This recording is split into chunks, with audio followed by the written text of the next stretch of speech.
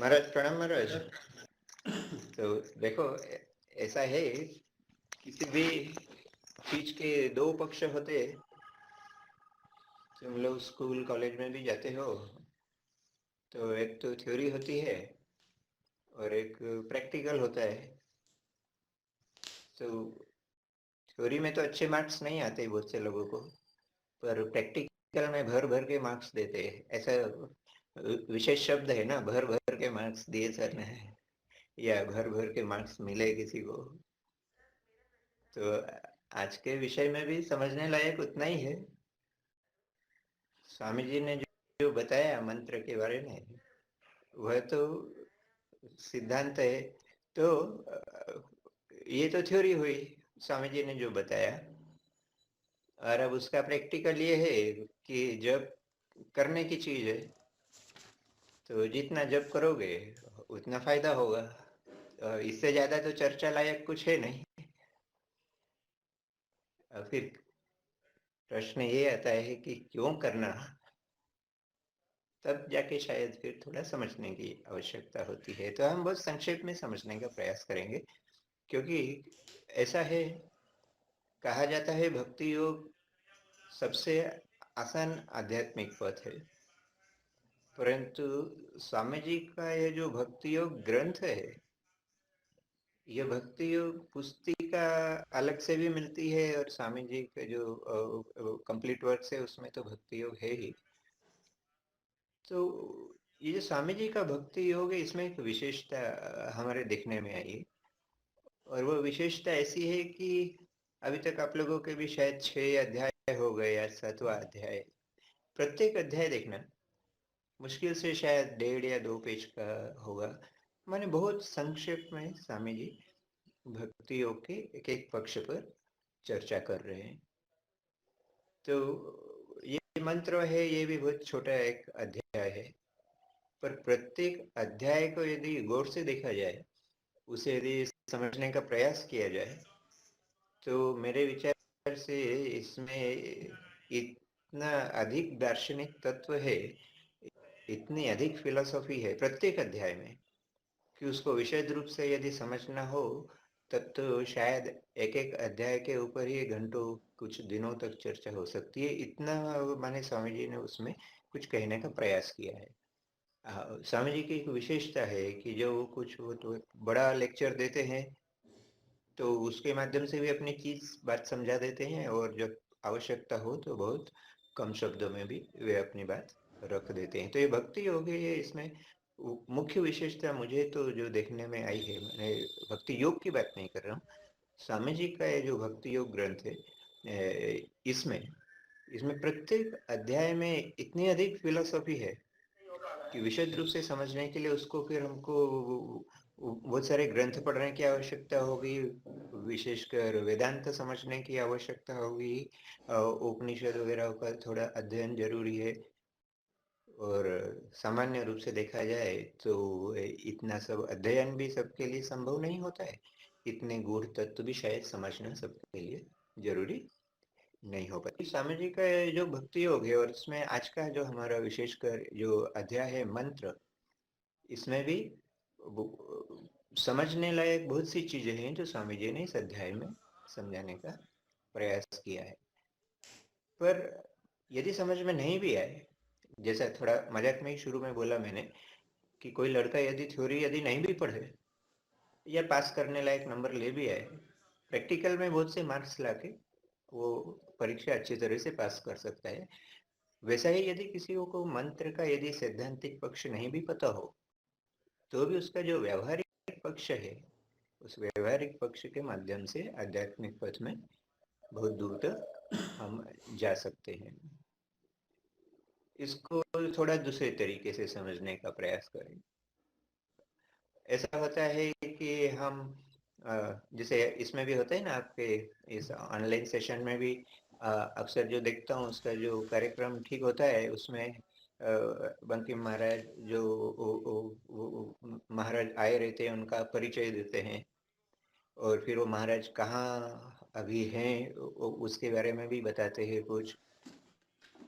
तो ऐसा हम सभी के साथ में, हम अपनी जो आइडेंटिटी है अपनी विशेषता हम किसी एक नाम के माध्यम से व्यक्त करते हैं। आवश्यक भी है क्योंकि व्यवहारिक जगत में हम रहते हैं तो हम एक दूसरे को नाम के माध्यम से ही जानते हैं।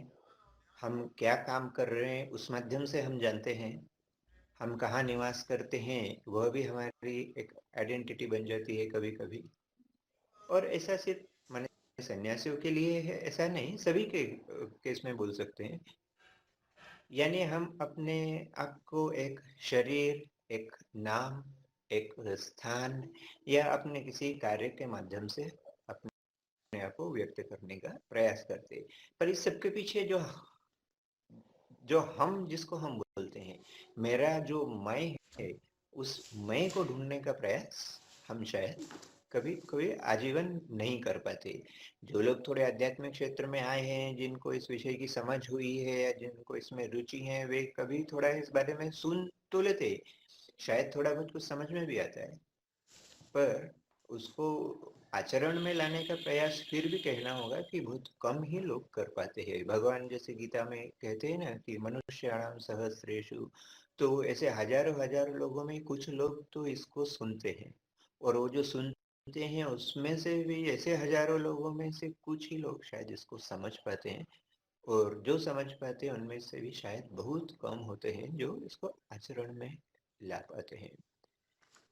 तो ये जो हमारी विशेषता है, मैं अपने आप को यज्ञधरानंद बोलता हूँ, बेलूर मठ में रहता हूँ, या मैं आनंद में हूँ, इस तरह की जो हमारी अनुभूति होती है, इस अनुभूति को नकारा तो नहीं जा सकता, पर ध्यान रखने लायक यह है कि ये हमारी मूल विशेषता नहीं है।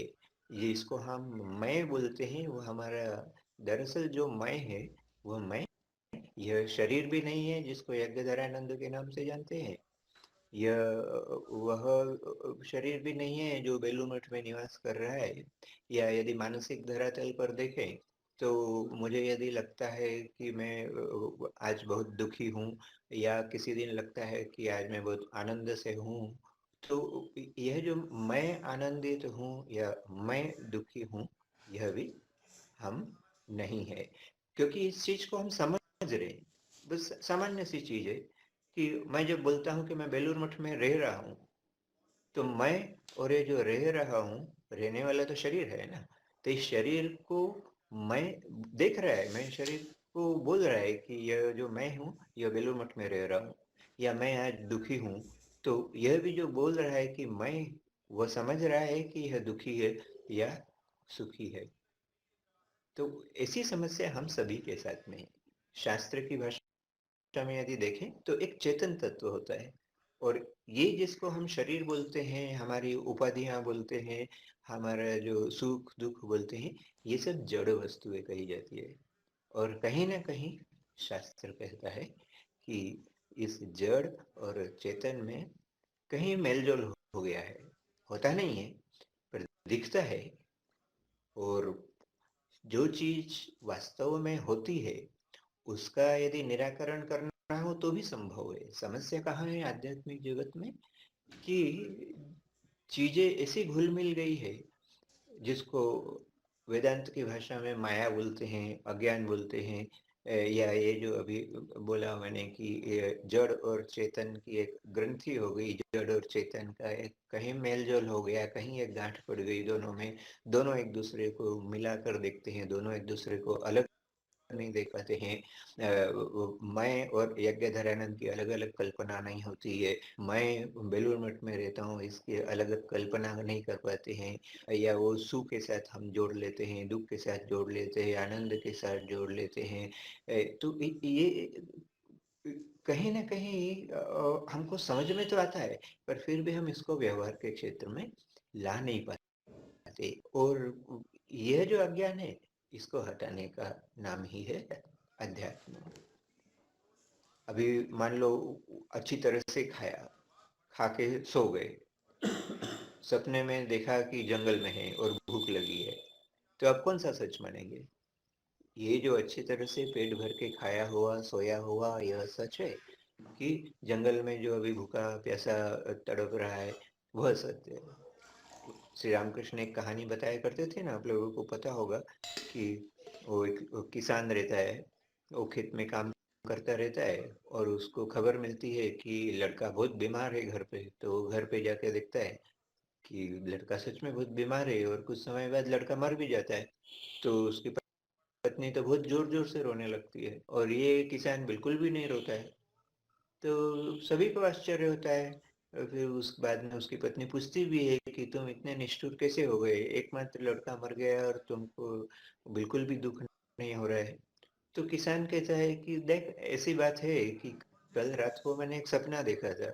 उस सपने में मैं राजा था और मेरे 7 लड़के थे। तो जब सपना टूटा तो न तो मैं राजा रहा, न मेरे 7 लड़के रहे। तो अभी मुझे समझ में नहीं आ रहा है कि मैं उन 7 लड़कों के लिए रोऊं या ये जो हमारा एक लड़का अभी मर गया इसके लिए रोऊं। कहानी का तात्पर्य बहुत दूर है, पर अभी हमारे चर्चा में समझने लायक बात यह है कि उस किसान के मन में जैसे ये प्रश्न आया था कि सपने वाला मैं सच हूँ या ये किसान के वेश में अभी जो मैं हूँ ये सच हूँ। सपने वाले मेरे 7 लड़के वो सच थे या अभी जो एक लड़का मर गया यह सच।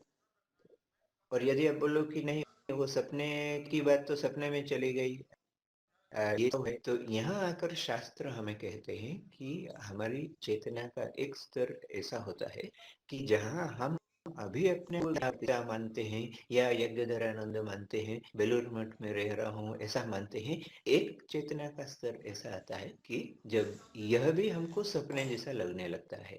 ये जो शास्त्र बोलते हैं ना कि सब माया है, देखा होगा कि सब मोह माया है, तो उसको लेकर बहुत से लोग ऐसा है, शास्त्र ऐसा बोलते हैं कि उस स्तर पर यदि हम पहुंच जाए तो ये आज जो हमको जगत नजर में आ रहा है, आज जो हमको लगता है कि मैं मैनेजर हूँ या सेल्स मैनेजर हूँ या मैं कहीं बिजनेस कर रहा हूँ, ये सब चीजें उस समय हमको सपने जैसी लगने लगती है। और इसीलिए तो शास्त्र इस जगत को माया बोलता है, इसको स्वप्नवत बोलता है, इसको मिथ्या बोलता है।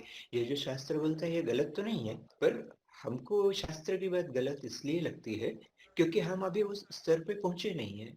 मान लो सपने में जब मुझे भूख लगी है, सपने में जब मैं जंगल में भटक रहा हूँ और वहां यदि मुझे कोई उपदेश दे कि अरे अरे तुमको कोई भूख नहीं लगी, तुमको कोई तकलीफ नहीं, तुम्हारा तो पेट भरा हुआ है, तो वो सपने में तो यदि कोई ऐसा बोलेगा तो मैं उस पर विश्वास बिल्कुल नहीं करूंगा। मुझे उसकी बात पर विश्वास तभी तो होगा ना जब मैं जाग जाऊंगा, जब मैं अपने इस रूप में अपने आप को देख पाऊंगा जिसे मैं अभी वास्तव समझता हूँ।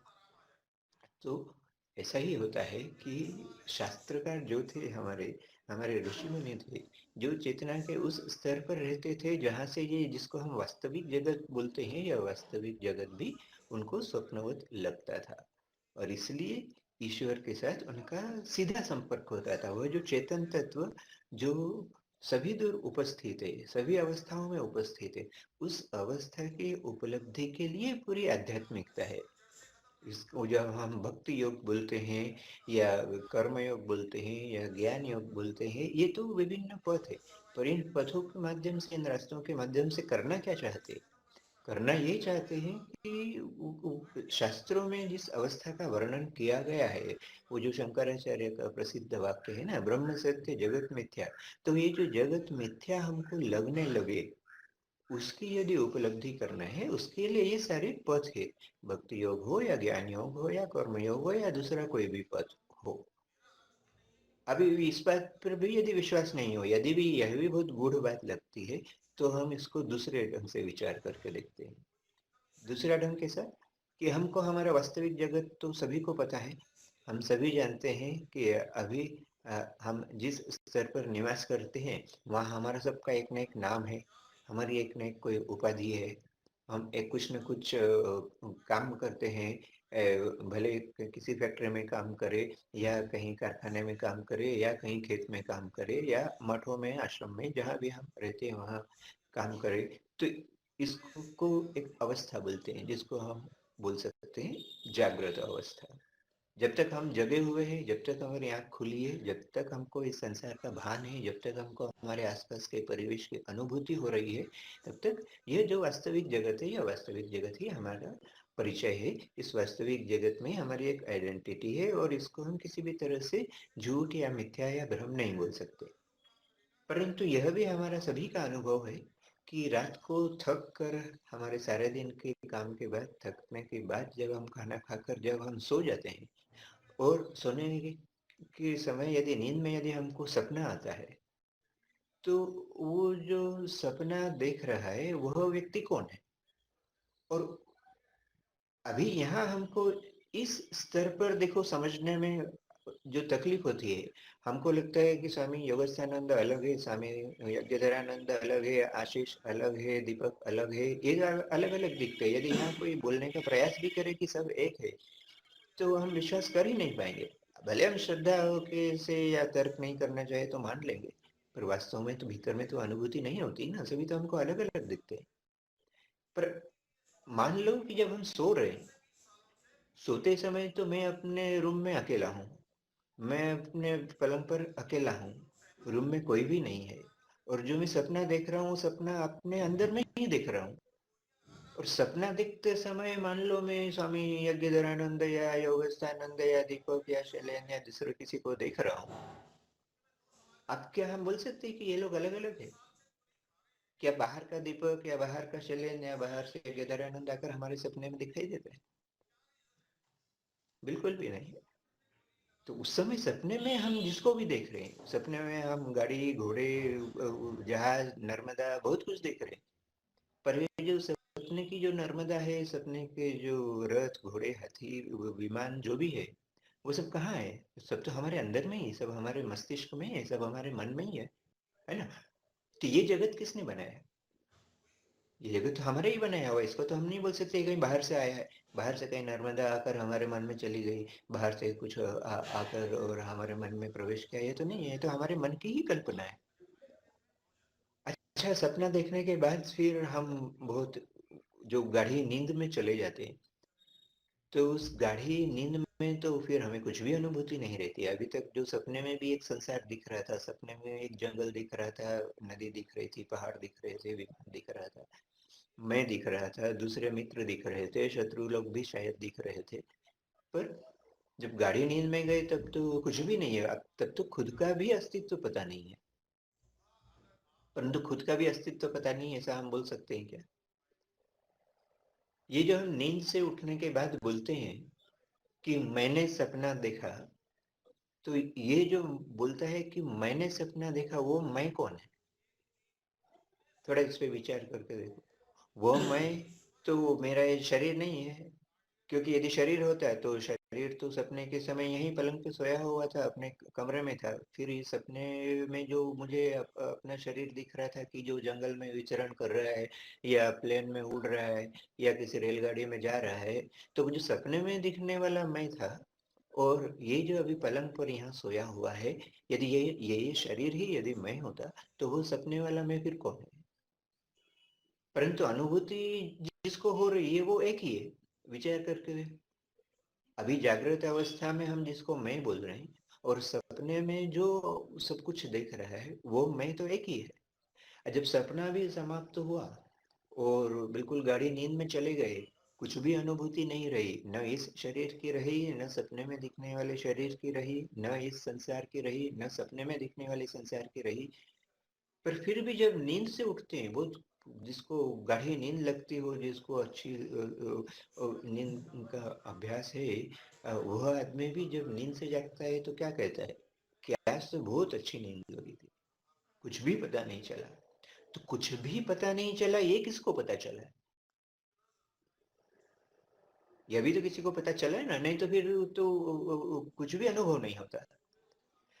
पर ये जो हम नींद में से उठने के बाद बोलते हैं कि आज बहुत अच्छी नींद लगी, उस अच्छी नींद में जगत का कोई भी अनुभव हमको नहीं रहा। परंतु वह जो मैं बोलता है कि आज मैं बहुत अच्छी तरह से सोया, वह मैं। और जो सपने में एक संसार निर्माण करके उस सपने का उपभोग कर रहा था, वह मैं। और ये जो जागृत अवस्था में हमारा जो मैं है, ये मैं तो एक ही है, मैं तो नहीं बदलता ना। तो इस मैं की अनुभूति यदि हमको करना है, उसके लिए ये अलग अलग पथ बताए गए हैं। और उन अलग अलग पथों में भक्ति योग एक पथ भक्ति योग में और खासकर हमारा जो आज का विषय है, अभी आपको लगेगा कि विषय के साथ तो कहीं भी विषय से संबंधित तो कुछ चर्चा ही नहीं हो रही है, पर ऐसा नहीं है। चर्चा विषय से संबंधित ही है, पर चूंकि मैंने पहले ही कहा कि बहुत गूढ़ उसमें आध्यात्मिक तत्व है, वेदांत तत्व है, तो अचानक शायद समझाने से समझ में नहीं आए, इसलिए ये सारी भूमिका बनना पड़ रही है। हमने जो 3 अवस्था देखी, जागृत और दूसरा जो स्वप्न अवस्था और तीसरी जिसको गाढ़ी नींद हमको बोलते हैं, हम जिसको बोलते हैं, शास्त्र जिसको सुषुप्ति बोलता है। तो ये जो 3 अवस्थाएं हैं, जागृत, स्वप्न और सुषुप्ति, इसको थोड़ी देर के लिए हम एक तरफ रखते हैं। अब हम दूसरे एक विज्ञान की तरफ आते हैं, और वह विज्ञान ऐसा है कि जिसको हम साइंस ऑफ लैंग्वेज भी बोल सकते हैं, भाषा विज्ञान है। हमारे ऋषि मुनियों ने बहुत गहन विचार किया था, तो ये सब उन्हीं की बातें मैं बता रहा हूँ। अभी तक जो बताया उसको पूरा एक तरफ रख के और दूसरी एक बात पे हम विचार करके देखते हैं। हम दुनिया में जो भी कुछ देखते हैं, उन चीजों के बारे में हमारी अनुभूति क्या है कि जगत में बहुत सारी वस्तुएं हैं, नदी है, पहाड़ है, पंखा है, फ्रिज है, अलग अलग शरीर है, शरीरों में भी मनुष्य शरीर है, पशु शरीर है। तो हर एक जो ऑब्जेक्ट जिसको बोलते हैं, हर एक जो वस्तु है, उस वस्तु का कुछ न कुछ एक नाम है, और हम उसकी एक आकृति है जिसके माध्यम से हम उसको जानते हैं। यानी अन्य तरह से यदि हम बोले तो ये जो पूरा संसार है, यह नाम रूपमय संसार है। संसार में प्रत्येक वस्तु का एक नाम है और प्रत्येक वस्तु का एक रूप है, और इस नाम और रूप के पीछे क्या है यदि हम समझने का प्रयास करें, तो भी हम उसी चेतन तत्व की तरफ जाते हैं जिसकी चर्चा में थोड़ी देर पहले कर रहा था। वो जो जागृत, स्वप्न, सुषुप्त ये अवस्था समझने वाला जो मैं है, और यह नाम और रूप के पीछे वाला जो मैं है, यह यदि हम विश्लेषण करके देखें तो कहीं ना कहीं इन दोनों में समानता नजर आती है, वह एक ही है। कैसे? मान लो कि अभी आप इंदौर में सराफा में गए और सराफा में जाकर और एक सोने की चेन बनाई, और वो सोने की चेन पहनते पहनते जब मन भर गया तो फिर सुनार के पास गए और उसको बोला कि ये सोना गला के और इसकी एक अंगूठी बना दो। तो उसने उसी सोने से अंगूठी बना दी। अब विचार करके देखो कि वो चेन और अंगूठी अलग अलग है क्या? कोई भी बोलेगा कि बिल्कुल अलग है। चेन गले में पहनते हैं, अंगूठी तो उंगली में पहनते हैं, दोनों अलग अलग चीजें हैं। पर सुनार की दृष्टि में दोनों अलग नहीं है। सुनार तो यही बोलेगा कि दोनों ही सोना है। ऐसा ही हमारा यह जो पूरा संसार हमको दिखता है, चेन और अंगूठी में अंतर कहाँ है? सिर्फ नाम और रूप का अंतर है। एक का नाम चेन है, एक को गले में पहनते हैं, रूप उसका अलग है। उसी चीज को जब हम अंगूठी बना लेते हैं तो उस चेन का नाम अंगूठी हो जाता है और वो गले से उतरकर उंगली में आ जाती है। तो उसका सिर्फ नाम बदला है, उसका रूप बदला है, पर उसके पीछे जो तत्व है वह तत्व तो नहीं बदला है। यदि हम सुनार के पास जाकर बिक्री करेंगे, उसको यदि बेचने का प्रयास करेंगे, तो वो चेन के हिसाब से उसका दाम नहीं लगाएगा, वो अंगूठी के हिसाब से दाम नहीं लगाएगा। वह तो देखेगा कि उसमें सोना कितना खरा है। तो दाम उस सोने का है, दाम अंगूठी का या चेन का या दूसरा कुछ आभूषण बना है उसका नहीं है। मूल उसमें तत्व क्या है? सोना है। तो इसी प्रकार ये जो पूरा संसार हमको दिखाई देता है, इस पूरे संसार के पीछे जो तत्व है, जो तत्व इन विभिन्न नामों के रूप से, इन विभिन्न रूपों के माध्यम से व्यक्त हो रहा है, इसी को हम चेतन तत्व बोलते हैं। और समानता क्या है? अब इसी को एक और तीसरे दृष्टि से देखने का प्रयास करते हैं। अब हम भाषा की तरफ आते हैं। हमारे ऋषि मुनियों ने ऐसा विचार करके देखो हमारे भाषा को भी कितना उच्च स्तर तक ले गए।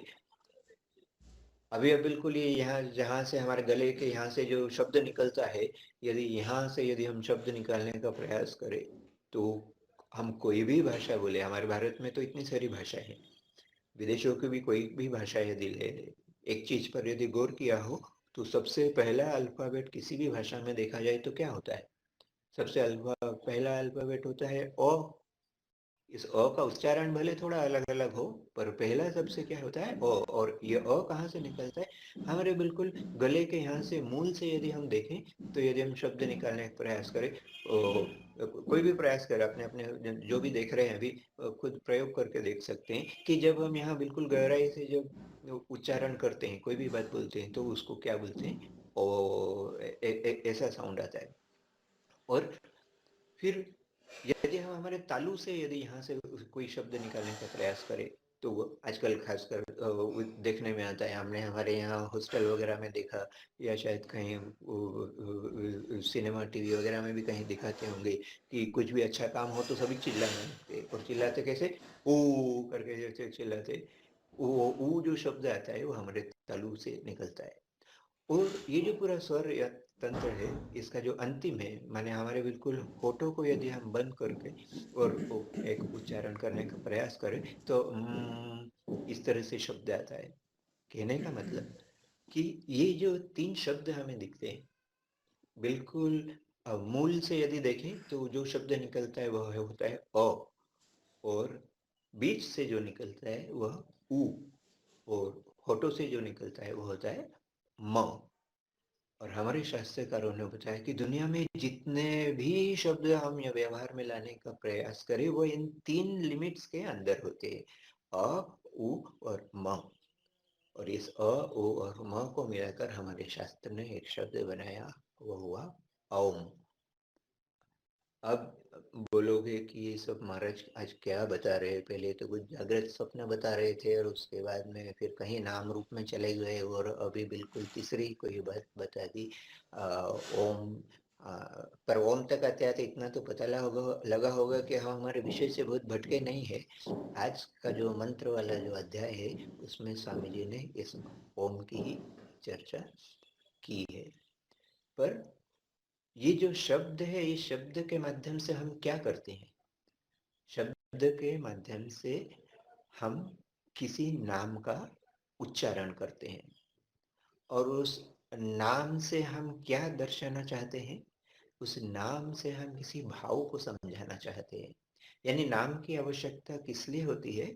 हमारे मन में जो भी विचार उठता है, हमारे मन में जो भी भाव होता है, उस भाव को व्यक्त करने के लिए एक नाम की आवश्यकता होती है। और नाम जब हम लेते हैं तो उसके लिए हमको शब्दों की आवश्यकता होती है। और शब्द पर जब हम गौर करते हैं तब हमारे दृष्टि में आता है कि सारे शब्द इस रेंज के अंदर आते हैं, अ, उ और म। और इसलिए हमारे शास्त्रकारों ने इस अ, उ और म को मिला और एक मंत्र बना, इसको बोलते हैं ओम। अंग्रेजी में बहुत बार उसको ऐसा ए यू और एम लिखते हैं, पर ए यू और एम से उसका ठीक ठीक भाव नहीं आता, क्योंकि उसको उच्चारण के समय औम ऐसा हो जाएगा ए यू एम से। पर हिंदी में या संस्कृत जो समझते हैं इस क्योंकि संधि के नियम के हिसाब से अ और उ मिलकर ओ होता है, और म। तो ये जो ओम, ये ओम क्या दर्शाता है? यह संसार के समस्त नामों को अपने आप में समेट लेता है। और जब समस्त नामों को अपने अंदर समेट लेता है तो इन नामों के माध्यम से व्यक्त होने वाले जो रूप है उन रूप को समेट लेता है। और जब नाम और रूप इस प्रकार से एक ओम के अंतर्गत आ जाते हैं, इसका मतलब है जो पूरा संसार है, जो पूरी सृष्टि है, जो पूरा ब्रह्मांड है, इसको देखो, ये एक ओम शब्द के माध्यम से हमने पूरा उसको कवर कर लिया। और जो पूरी सृष्टि में व्याप्त है, जो इसने पूरी सृष्टि की रचना की, उसी को तो हम ईश्वर कहते हैं। और इसलिए स्वामी जी इस अध्याय में बताना चाहते हैं कि ये जो मंत्र है, यह जो ओम है, यह सिर्फ एक साधारण शब्द नहीं है। यह शब्द हमारे पूरे अनुभव को समेट लेता है, पूरे सांसारिक अनुभव को। हम बचपन से लेकर मृत्यु तक, हम भले भारत में जन्म ले या अमेरिका या अफ्रीका या कहीं भी रहे, हम ये जो शब्द के माध्यम से हम जो नामों का उच्चारण करते हैं और नाम के माध्यम से जिस भाव को समझने का प्रयास करते हैं, उस पूरे नाम और रूपमय जगत को इन 3 शब्दों के रेंज से हम उसको समेट सकते हैं, इन 3 शब्दों में बांध सकते हैं। और इसलिए इस शब्द का यदि बार बार उच्चारण करें, इसका मतलब वो जो पूरा जो जगत है, उस जगत, उसके सृष्टिकर्ता जो है, उसी का नाम लेना हो गया। यह जो सबसे पहले ही बताया था। अब उस विषय पर आता हूँ कि जो सबसे पहले वो जो 3 अवस्थाएं बताई थी, ये जागृत, स्वप्न और सुषुप्ति, वो जो 3 अवस्थाएं बताई थी ना, उसमें भी एक और गौर करने लायक बात है कि जब हम जागते रहते तब एक संसार दिखता है, सपने में एक संसार दिखता है, उसके बाद स्वप्न में एक संसार दिखता है, पर स्वप्न के बाद फिर एक शांति हमको अनुभव होती है। इसी प्रकार से शास्त्रकारों ने क्या किया कि इस ओम, अभी ध्यान से सुनना, हाँ, पहले यदि लग रहा होगा कि महाराज कहाँ जागृत स्वप्न की बात में चले गए, मंत्र की बात करनी थी, पर बात ऐसी नहीं थी। यदि वो जागृत स्वप्न सुषुप्ति वाली ये अवस्था यदि समझ में आई हो, और ये जो अभी बताया कि जो पूरे शब्द को जो हम 3 भागों में बांट सकते हैं, अ, उ और म, इसमें हमारे सारा नाम, सारा संसार, सारे शब्द इसमें आ जाते हैं। तो वो जो कंप्यूटर में मैपिंग करते हैं ना, ऐसा हमारे शास्त्रकारों ने मैपिंग किया। मैपिंग करके क्या बताया उन्होंने कि ये जो जागृत अवस्था है, यह जो जागृत अवस्था में जो हमारी अनुभूति है, इस जागृत अवस्था में जो भी कुछ प्रपंच चल रहा है, कोई प्रधानमंत्री है, कोई राष्ट्रपति है, कोई झाड़ूदार है, कोई ड्राइवर है, कोई कंडक्टर है, कोई साधु है, कोई मैनेजर है, दुनिया चल रही है पूरी, इस पूरी दुनिया का जो प्रपंच है, ये जो पूरी जागृत अवस्था का अनुभव है, इसको शास्त्रकारों ने वो अ, उ और म में से अ के साथ में इसको रिलेट किया। इसका अ का मैपिंग किया, उ जो है उ का मैपिंग किया स्वप्न वाली अवस्था के साथ, और म जो है म का मैपिंग किया जो सुषुप्ति वाली अवस्था है उसके साथ। सुना होगा तो उसमें हम ओम, तो वो जो म बोलते हैं, वो म धीरे धीरे धीरे धीरे धीरे एक साइलेंस की तरफ चला जाता है। वो साइलेंस भी निरर्थक नहीं है, वो साइलेंस भी एक अवस्था है। जैसे अ जागृत के साथ जुड़ा हुआ है, उ स्वप्न के साथ जुड़ा हुआ है, म सुषुप्ति से जुड़ा हुआ है, उसके बाद और एक अवस्था होती है जो पहले बताया था ना कि इसका अनुभव किसको हो रहा है, जागृत अवस्था का अनुभव किसको हो रहा है, स्वप्न का किसको हो रहा है, सुषुप्ति का किसको हो रहा है। जिसको अनुभव हो रहा है वह तो एक ही है, वह अलग अलग नहीं है। तो वह जो अवस्था है जो इन तीनों के परे है, जागृत स्वप्न सुषुप्ति के परे जो अवस्था है, जिसको चतुर्थ अवस्था बोलते हैं, जिसको शास्त्र में एक बहुत सुंदर नाम भी दिया है जिसे तुरीय अवस्था बोलते हैं। उस तुरीय का मैपिंग यदि हम करें तो वह होता है कि ओम बोलते समय म के बाद में जो एक लंबा जो एक साइलेंस आता है, जो एक निश्शब्दता आती है, उस निश्शब्दता की मैपिंग हम कर सकते हैं उस ओम में आने वाले साइलेंस के साथ। सारे साइलेंस का मैपिंग हम करते हैं। ये जो सुषुप्ति के बाद जो एक अवस्था आती है जिसमें कुछ भी अनुभव नहीं होता है, जो कि हमारा वास्तविक रूप है, जो कि हमारा वास्तविक मैं है, वो। तो इस प्रकार से अभी यदि हम विचार करें तो ये जो हमारी 4 अवस्थाएं, यूजुअली सामान्य रूप से हम 3 ही अवस्थाओं की बात करते हैं, जागृत, स्वप्न और सुषुप्ति, परंतु जो चौथी अवस्था है वही हमारी मूल अवस्था है। यदि उसका अनुभव हो जाए तो ये पूरा संसार फिर हमको समझ में आ जाता है, फिर इस संसार के सुख दुख से हम परे चले जाते हैं। पर वो जो चतुर्थ अवस्था है, उस चतुर्थ अवस्था तक जाने के लिए ये सारे मार्ग है। तो अब देखो, जो बताया था जागृत, स्वप्न, सुषुप्ति और ये चतुर्थ जो तुरीय अवस्था है, और इधर हमने देखा अ, उ और म के बाद जो एक साइलेंस होता है, तो ओम, फिर जो म धीरे धीरे धीरे धीरे एक साइलेंस में चला जाता है। इस तरह से हम इस पूरी अवस्था, जब हम ओम का उच्चारण करते हैं तो ओम का उच्चारण करने में क्या हो रहा है कि ओम का उच्चारण करने में हम अपनी जागृत अवस्था, स्वप्न अवस्था, सुषुप्ति अवस्था और उसके बाद की जो हमारी मूल अवस्था, इन सारी अवस्थाओं की उपलब्धि हम इस एक शब्द के माध्यम से कर लेते हैं। और इसलिए जब हम ओम का उच्चारण करते हैं या मंत्र का जब उच्चारण करते हैं, इसका मतलब इस पूरे संसार को अपने अंदर समेट लेते हैं। और इस सभी अवस्थाओं की सृष्टि जिसने की है, ये शब्द विज्ञान की सृष्टि जिसने की है, संसार की सृष्टि जिसने की है, उसको स्मरण करने के लिए हमारे पास ये एक साधारण, एक सिंपल, माने साधारण माने एक सबसे सहज दिखने वाला एक शब्द हमारे शास्त्रकारों ने दिया दिया माने ऐसे कल्पना करके दिया, ऐसा नहीं है, उन्होंने अपनी अनुभूति से दिया है। और इसलिए प्रारंभ में मैंने कहा था ना कि मंत्र सिद्धांत पक्ष जो स्वामी जी समझाना चाहते हैं वो यही है, जो थोड़ा बहुत अभी मैंने प्रयास किया समझाने का। व्यावहारिक पक्ष यह है कि आप यदि ये थ्योरी यदि नहीं समझ में भी आती है या समझने में कठिनाई लगती है, तो भी यदि हम इसका उच्चारण करें, मंत्र का यदि ओम का यदि हम उच्चारण करें, ओम के उच्चारण से क्या होता है, ओम के उच्चारण से हम अपनी सारी अवस्था, मनुष्य जीवन का जो अस्तित्व है, उस अस्तित्व की सभी अवस्थाओं को हम इस एक शब्द के माध्यम से समेट लेते हैं। और जैसा कि और एक बात बताई थी मैंने कि संसार की हर चीज को हम एक समझने के लिए एक नाम देते हैं। गाय बोलने से एक कल्पना हमारे मन में आती है, या हमारे मन में एक गाय की कल्पना जब आती है तो हम उसको एक गाय ऐसा नाम देते हैं। तो ऐसे ही इस पूरे संसार की रचना जिसने की है, उसका यदि हमको स्मरण करना हो तो उसे किस नाम से पुकारे। तो उसके लिए हमारे शास्त्रों में यह बताया कि यदि हम इन तीन, हमारी जो अवस्थाएं हैं, इन तीन चार अवस्थाएं, इन चारों अवस्थाओं को यदि हम एक शब्द के माध्यम से यदि हम समझने का प्रयास करें, तो यह ओम एक ऐसा, हम बोलने के लिए हमको लगता है कि ओम एक सिंगल एक शब्द है, पर इस ओम के अंदर ये चार अवस्थाएं अ, उ, म और एक साइलेंस, एक निशब्दता है। दूसरे शब्द में कहे तो यह हमारी जागृत अवस्था, हमारी स्वप्न अवस्था, हमारी सुषुप्ति अवस्था और जो हमारा मूल स्वभाव है, इन सबको अपने आप में समेटता है। और चूंकि अपने आप को समेटता है, यानी यदि हम ईश्वर का यदि स्मरण करना चाहे तो इस ओम शब्द के माध्यम से ईश्वर को स्मरण किया जा सकता है। और जब बार बार जब हम उसका स्मरण करते हैं, जब उस शब्द का उच्चारण करते हैं, यह तो जो लोग समझना चाहते, सिद्धांत समझना चाहते हैं उनके लिए। जो सिद्धांत यदि नहीं भी समझना चाहें या जो जानते ही नहीं है इन बारों चीजों के बारे में, पर वे भी यदि बिना जाने भी यदि ओम शब्द का यदि उच्चारण करते रहे, आप यदि किसी को